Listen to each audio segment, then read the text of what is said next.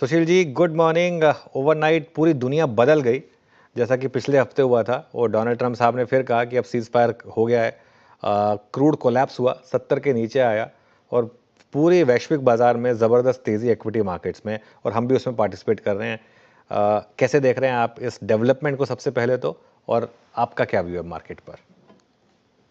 PCR से अनुरोध है चार्ट शेयर करें। मैं अपनी क्या बात कहूंगा, जो चार्ट कहेगी वो कहूंगा। जो क्रूड का ओवरनाइट कोलैप्स आ गया, अपनी पहले ही बात हुई थी, जब $64 का भाव आएगा दोबारा तो हम क्रूड लेंगे। 6380 के स्टॉप लॉस से क्रूड को लेना है। डोनाल्ड ट्रंप अमेरिका के राष्ट्रपति हैं, इस संसार में बहुत महत्वपूर्ण व्यक्ति है, मालिक तो नहीं है ना संसार के। बहुत लोगों का पैसा दांव पे लगा जिससे चार्ट्स बनती हैं। तो क्रूड की चार्ट पे जो नीली रेखा है, इसको आप स्टॉप लॉस बना के हम लेंगे। ये बात हमारी तभी हो गई थी जब 77-78 पे सारे लोग उछल कूद मचा रहे थे, क्रूड फट गया, क्रूड फट गया। हम बोले शांति रखो, 64 आएगा, लेंगे। आ गया, हमने लिया है। डिस्क्लोजर है। बहुत लोगों को सोशल मीडिया पे ना तरह तरह के एग्जाम्पल्स और पैरेलल्स क्रिएट करने की बहुत बुरी आदत पड़ी हुई है। हम अपने क्लाइंट्स के लिए काम करते हैं और टेलीविजन पे आके फ्री ऑफ कॉस्ट अपनी थोड़ी बहुत ओपिनियन शेयरिंग की ग्लिम्स देते हैं। तो हम वही बात करेंगे जो हमने अपने क्लाइंट्स को बताई है, क्योंकि where our money is there our mouth will be. बहुत पहले से कह रहे हैं 64 पे क्रूड लेंगे।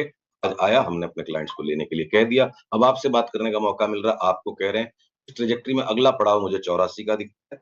तब तक 6380 का स्टॉप लॉस नहीं लगे और फिर 84 जाके वापस एक बार क्या पता 64 आए तो आए। इवेंचुअली इसको 100 के ऊपर जाना है। और भी गम है जमाने में। एक और सीज फायर हुई है, द सीज फायर हो गई, ये कहना अभी गलत होगा। नहीं, बिल्कुल बात आपकी सही है वैसे सुशील जी। लेकिन एक चीज़ मैं कहूँ, जैसे आपने बोला कि आपकी ऑब्वियसली फर्स्ट प्रेफरेंस क्लाइंट है, मेरे लिए मेरे फर्स्ट प्रेफरेंस व्यूअर्स है।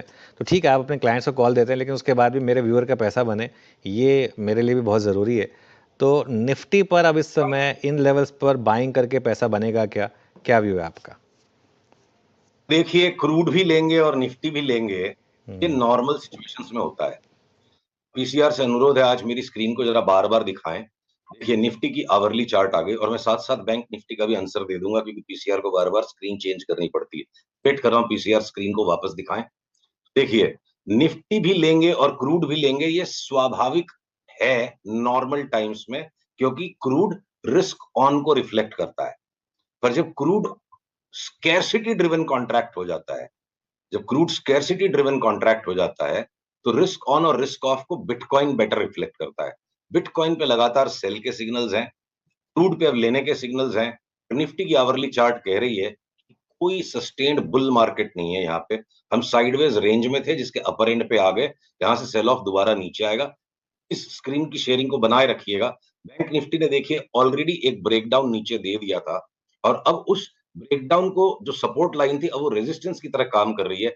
57,150 की स्टॉप लॉस रख के sometimes during the day, जब भी इनफ रैली हो चुकी होगी, हमें कोई ना कोई एक स्टॉप लॉस 57,150 का रख के बेचना है। ये हमारी एनालिसिस अपने क्लाइंट्स के साथ शेयर्ड है। 57,150 के ऊपर हम जब तक नहीं चलते 57,200 तक, 53,000 की आउटलुक है। और इसके साथ एक बहुत रोचक चार्ट मैं आपको दिखाना चाहता हूं Anuj. Nifty small cap 250 index divided by Nifty index, ये रेशियो चार्ट को हमने इंटरनली नाम दिया है फ्लाइट टू एडवेंचर इंडेक्स। जब तक बाजार बढ़ रहा था, फ्लाइट टू एडवेंचर इंडेक्स बढ़ रही थी। ये flight to adventure index last 7 दिन से ऑलरेडी नीचे आ रही है।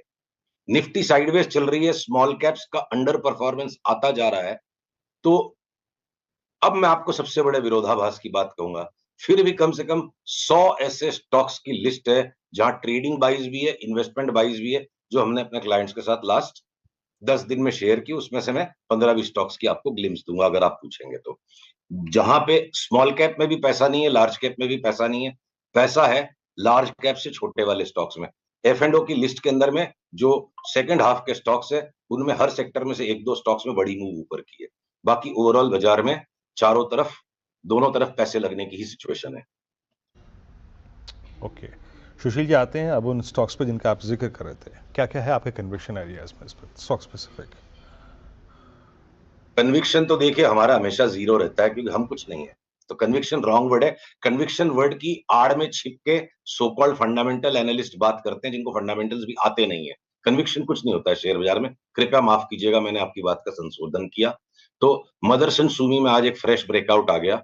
और इसको यहाँ से कोई डिलीवरी लेके बैठने के इरादे से चाहे फ्यूचर्स में काम करे चाहे डिलीवरी में करे, 50% तक की अपमूव इसमें दिखती है, इररिस्पेक्टिव की बैंक निफ्टी में 8-9% का करेक्शन और निफ्टी में 4-5% का करेक्शन लगता है। जीएमआर एयरपोर्ट इंफ्रास्ट्रक्चर में भी इस भाव से 50% तक का इजाफा लगता है। सब ओवरनाइट नहीं होंगे, 3-4 महीने का व्यू लेके यहाँ से ट्रेड में एंट्री करनी चाहिए। डिक्सन में भी अब यहाँ से 50% ऊपर तक की चाल शुरू हो गई है। डीमार्ट में जिसमें हमने 7,000 के भाव की फोरकास्ट की थी और एक रिसेंट करेक्शन पे नक्की किया था कि इसको ले लो 3700 के आसपास, वहां हमने कल अपने क्लाइंट्स को बोल दिया कि इसको एक बार के लिए हमने अर्ली एंट्री कर ली है, डीमार्ट से निकलो, क्या पता वापस 3600-3700 में मिले। कॉम्पटन ग्रीस वापस 50 से 60% तक की यहाँ से अप मूव स्टार्ट हो चुकी है और इसको यहाँ से 3 से 5-6 महीने के पर्सपेक्टिव पे लेना चाहिए। कंटेनर कॉर्पोरेशन जिसपे हम 4-5 महीने तक परेशान होते रहे कि जब जब ये घूमेगा लेना, अब इसका फाइनल डाउन ट्रेंड रिवर्सल हो चुका है और अप ट्रेंड बड़ा ही छदमी और कंफ्यूजिंग है।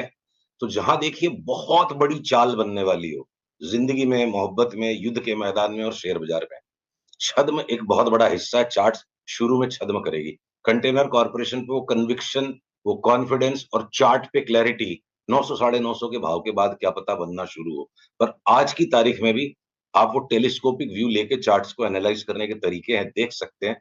हमारा इंटरनल कॉल है, कोई के पास 2 साल का धीरज हो तो कंटेनर कॉर्पोरेशन 2500 रुपए के भाव में बिकेगा और टाइम टू टाइम जब जब इसमें पुलबैक्स आएंगे हम इसमें और अक्यूमुलेट और बाई करेंगे। ये कॉल हमने कल अपने क्लाइंट्स को दे दिया।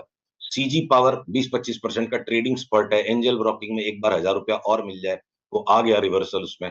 अब जो 2 बड़े अडानी के स्टॉक्स हैं, देखिए अडानी के जो स्टॉक्स आज इजराइल के ईरान के वॉर खत्म होते हाइफा पोर्ट को लेकर के अडानी पोर्ट्स और अडानी इंटरप्राइज में सुरसुराहट है, वो सिर्फ एक ट्रेडिंग रैली है। आई थिंक एक सस्टेन्ड टॉप बन चुका है जो निफ्टी के करेक्शन के साथ साथ, वो दोनों हेवी वेट स्टॉक्स हैं, निफ्टी के वजन के साथ साथ वो घटेंगे। अडानी के जो 2 स्टॉक्स में हमें मोटा पैसा माल उठा के बैठ के बनता लगता है, वो है अंबुजा सीमेंट और एसीसी। दोनों में 50-50% तक की बढ़त यहाँ से दिवाली तक, दिवाली के बाद तक दिख सकती है। चंबल फर्टिलाइजर एक फर्टिलाइजर्स का स्टॉक है जो लगता है कि 570 के ऊपर निकला तो 800 तक रुकेगा नहीं। तो पतंजलि के फ्यूचर्स हैं, हम टकटकी लगा के बैठे हैं।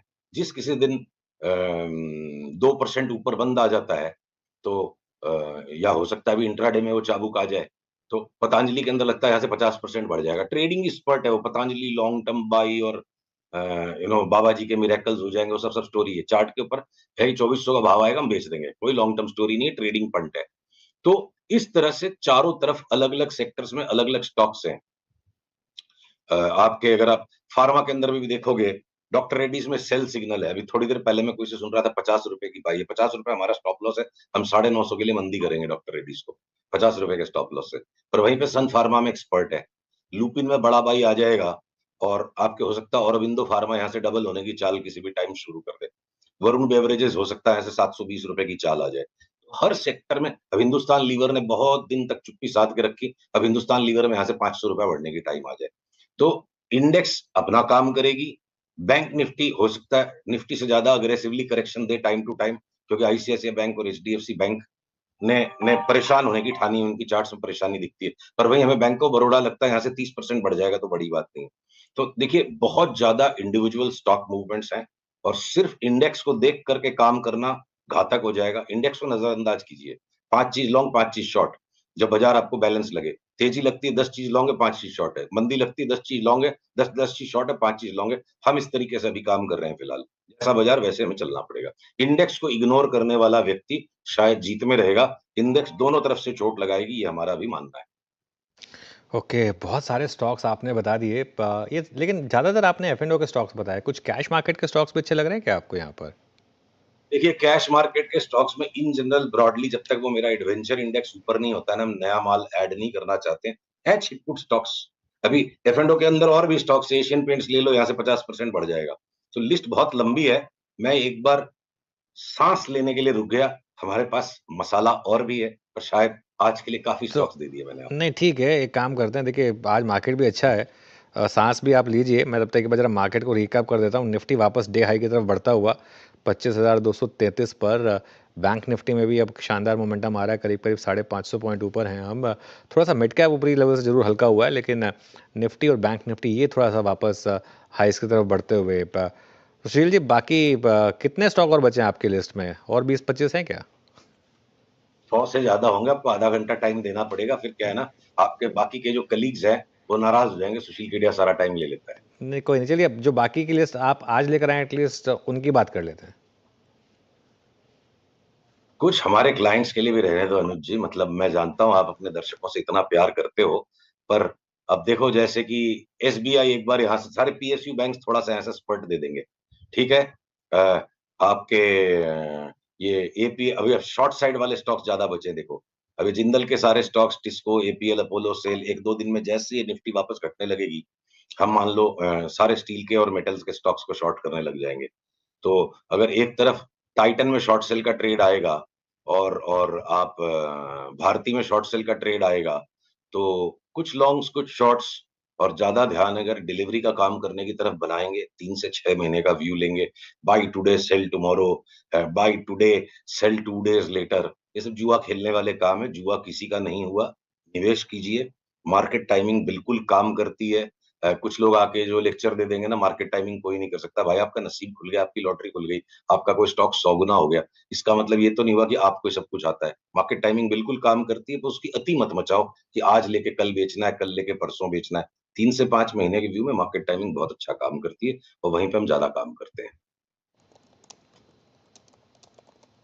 ओके, बिल्कुल। अच्छा, एक बात बताइए, अब यहाँ से अगर हम निफ्टी पर आज सपोज करिए क्लोज हो गए इस 25,222 जो हमारा रिसेंट हाई रहा है, 25,250 इसके ऊपर, तो क्या ऑल टाइम हाई की तरफ जाने के सेंस बनेगी क्या? अगर आप शॉर्ट है फॉर एग्जांपल, तो उसमें क्या स्टॉप होगा? मतलब किस लेवल पर आपको लगेगा कि नहीं, अब बस मार्केट यहाँ से चलने को तैयार है?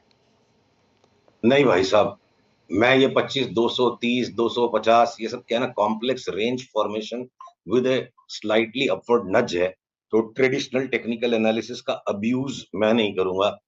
देखो, एक बढ़ई के झोले में ना बहुत सारे औजार होते हैं, हथौड़ा, छीनी, स्क्रू ड्राइवर, ड्रिल, हर वक्त हथौड़ा चला देना ठीक नहीं है।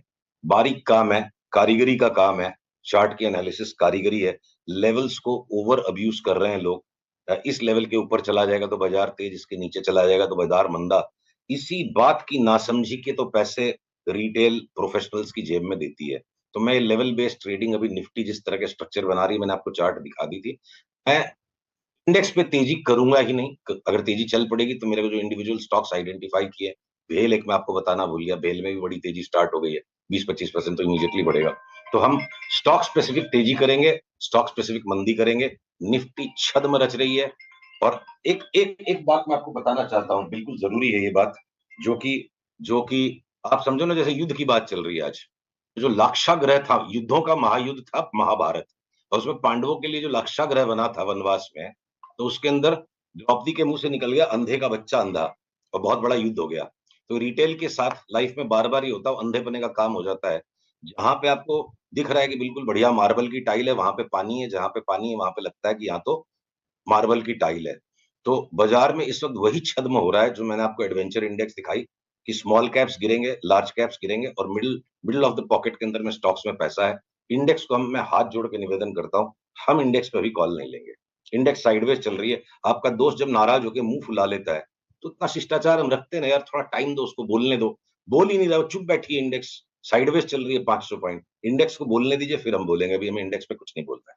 हम्म, ये महाभारत, ये क्योंकि आजकल इतने युद्ध हो रहे हैं, इसी वजह से याद आई क्या महाभारत? बस एग्जाम्पल फिर फिट बैठता है ना उसमें। हाँ। मीनवाइल मार्केट डे हाई पर आ रहा है, एक बार जरा देखिए निफ्टी को, बहुत शानदार मोमेंटम, और अब हम डे हाई क्रॉस कर रहे हैं 25,250 पर। ये एक शानदार मोमेंटम है इस समय मार्केट आता हुआ। अच्छा, सुशील, एक व्यू आपसे मैं लेना चाहता हूँ, हालांकि बहुत समय से हमने इस स्टॉक की बात शायद ना की हो। ये HDFC AMC, ये जो स्टॉक मार्केट से रिलेटेड स्टॉक्स हैं, इनमें गजब तेजी है, इस पर कोई व्यू है क्या आपका? ये तेजी और मंदी जब अंत आता है तब गजब की लगती है। हम्म। क्लाइमैक्स वर्ड का मतलब यही है कि जब वो आनंद खत्म होने वाला होता है, उस वक्त उसकी तीव्रता सबसे ज्यादा प्रतीत होती है मन को। भाव जो बता रहे हैं, एचडीएफसी एएमसी का अप ट्रेंड टूट चुका है। अगर पीसीआर इस चार्ट को दिखाने का कष्ट कर पाए, एचडीएफसी एएमसी का देखिए अप ट्रेंड टूट चुका है, नीचे वाली पीली लाइन टूट चुकी है। हम अब ये सपोर्ट लाइन रेजिस्टेंस का काम कर सकते हैं। 5155 का जो हाई था, उससे 5-10 रुपए ऊपर चला भी जाए तो चला जाए। यहाँ हमें तेजी नहीं करनी है। ज्यादातर एएमसी के सारे स्टॉक्स अब टॉप आउट के जोन में है और एचडीएफसी एएमसी भी वहीं पर है। HDFC life, HDFC AMC, HDFC bank, हम तीनों में बेचने के सिग्नल्स के इंतजार में। हमें एचडीएफसी नाम की कोई चीज नहीं लेनी। शुक्रिया आपका बहुत बहुत सुशील जी इसका